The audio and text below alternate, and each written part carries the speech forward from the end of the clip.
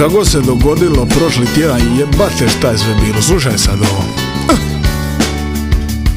Samir je ima para i ludilo robu, ima je kuću pravu, a ne samo sobu, ali ima je ekipu najjaču na svitu, Kufreka, Leljo, Lučo i pilo se je mučo. Poslije tekme sa Zagrebom bilo mu je dosta, odreka se Samir alkoholnog posta, u galeriju pio samo neko malo piće, a onda mu po novinama krenule priče. I Marulića u harmoniku je dava cajke slušat, a bila mu je strava. I krija pred Vahom naum svoga plana, on i njegova trojka iz istog klana. I počeja govorit kad tad će me spojit, gleda u konobarice i komentira cice. I svejedno da li si bogat, crn ili nogat, piće spaja duše, neće svoj na svoga. I piće sad za Vahu i piće sad za gazde, i lijepe im postaše čak i babe. I pjevaše tad Dinamu iz milja, život je plava bluza, nisam ja pija. Nisam pija, sorry Vaha, fakat nisam ti ja.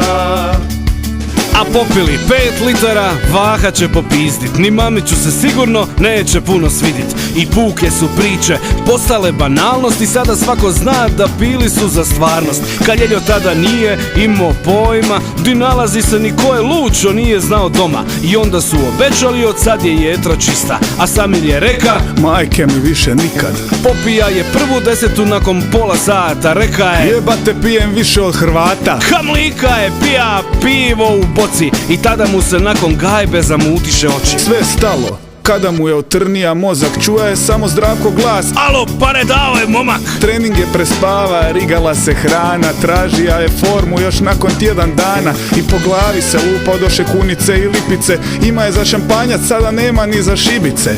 Bili su skupa, evo baš dolazi nova runda. Ovo je naša alo. Kufre samo brunda, tija Samir pitat ima li neko žvaka. Al tad me pogleda ludim očima od stakla i zna je da umire od alkoholnih para, da se pred Vahom trijeznim pretvara.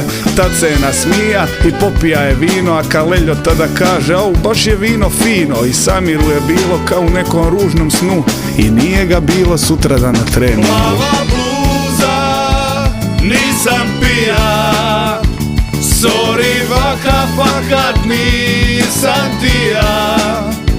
Plava bluza, nisam pija, sorry Vaha, fakat nisam ti ja.